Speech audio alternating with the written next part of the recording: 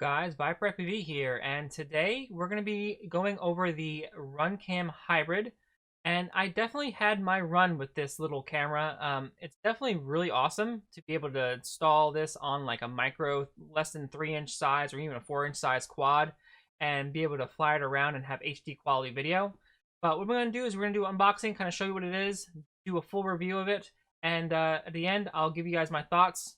Exactly what I thought of the Runcam Hybrid. So here we go. All right, so this is what the Runcam Hybrid comes with.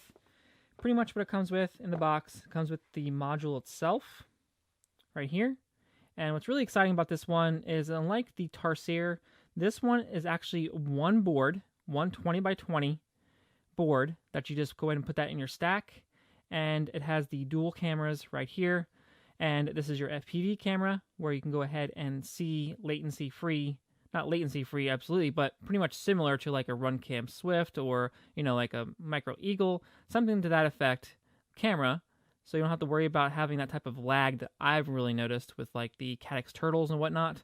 And then it has this camera right here, which records HD quality up to 4K 30 frames per second, which is really impressive with this little tiny board.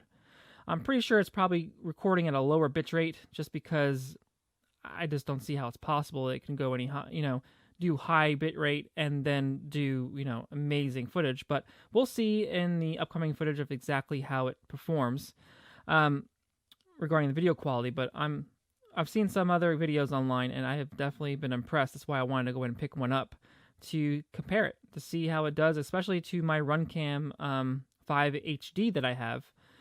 So let's go ahead and put that to the side here.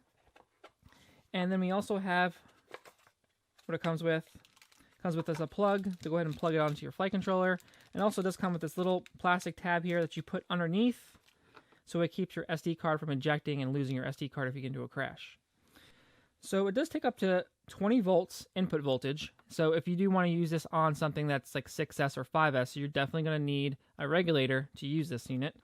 But this is mainly focused for micro quads, so 3-inch, 2-inch, 4-inch quads that really have difficulty carrying a GoPro or carrying a session.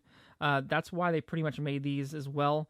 I actually really was digging this because the fact that I had a lot of problems. I guess I'm really sensitive to latency apparently, because I do have the DJI goggles and I'll be doing a review on those real soon as well. I've noticed latency where other people don't, so I didn't like the Caddx Turtle or the what's it called, the other one, the Split, because I felt latency and I felt like I wasn't in control of my aircraft. So that's why I wanted to go ahead and pick one of these up, because it goes ahead and uses the separate camera for the HD recording and then also the FPV camera for your video feed in your goggles. So how do you control this unit? Well, there's two different ways you can go ahead and control it, and it has these two buttons here. You can either stop and start the recordings, or you can use the other button to change settings as well. But the best way to go ahead and change these settings, just like the Runcam 5, is to go ahead and use the app. And the app is super easy. Let me go ahead and pull that up once I can find where I put my app. There we go. So this is the Runcam Hybrid app. As you can see here, let me see if I can get it to zoom. There we go. So you can go ahead and change all your settings here. Just click on it.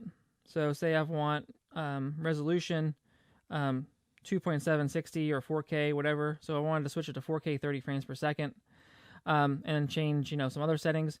Then what you go ahead and do is you hit apply.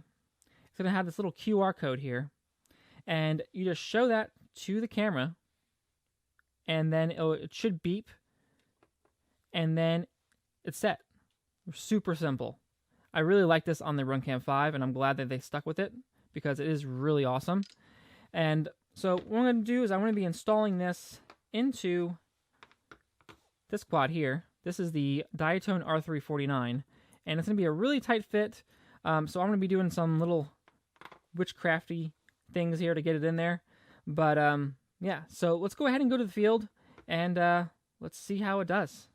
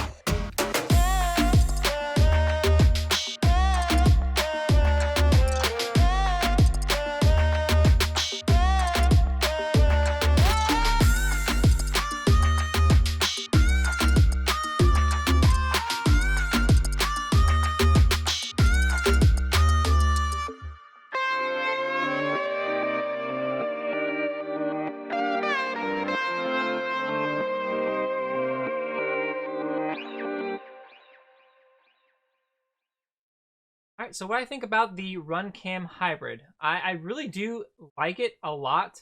As long as you don't do what I did and disconnect the power from the um, flashing some new firmware on it. Don't disconnect the power because it will definitely mess up and you'll have to contact Runcam to send you another board pretty much because mine bricked when I, by accident, didn't realize that it was still set updating on the top and it had to do like a reboot.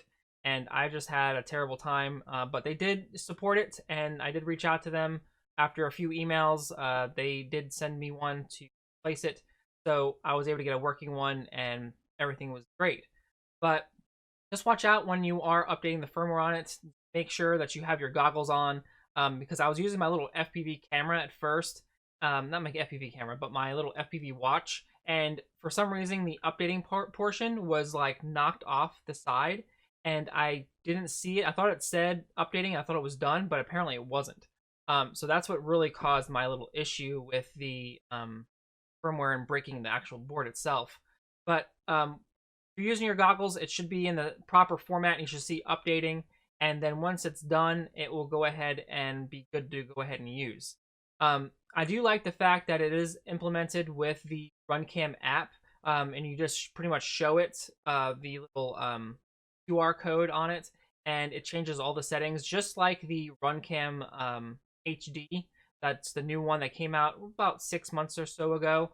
I'm kind of curious if actually they're using the same exact board from that or a version of it, and they were able to make it where it was able to do the split image of the two cameras, where it has the one HD camera and then the FPV camera. But I'm pretty sure that's probably the technology they used. They just kind of adopted it over and probably used a different board with it. But I actually really am happy with it, and it definitely does fly really, really nicely, especially with this little R349 that I did a review on quite a few while ago. But I kind of just cut the canopy a little bit and was able to fit it in there just like that. And it definitely did do a good job. Now, the picture quality of the camera isn't like a GoPro. It's not like SuperView or anything like that, but it definitely is really, really good quality, I would say. I would say it definitely has some good highlights. It's definitely not washed out or anything like that. It does have a little bit of not oversaturation, but maybe a little undersaturation a little bit on the picture quality, but I think it's definitely good for something if you guys are posting on YouTube or just want some HD quality of a micro quad. I definitely think that you would be real happy with it.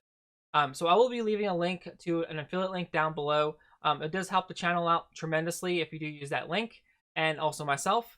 But I'll see you guys in a future video, and I will see you guys later. Peace.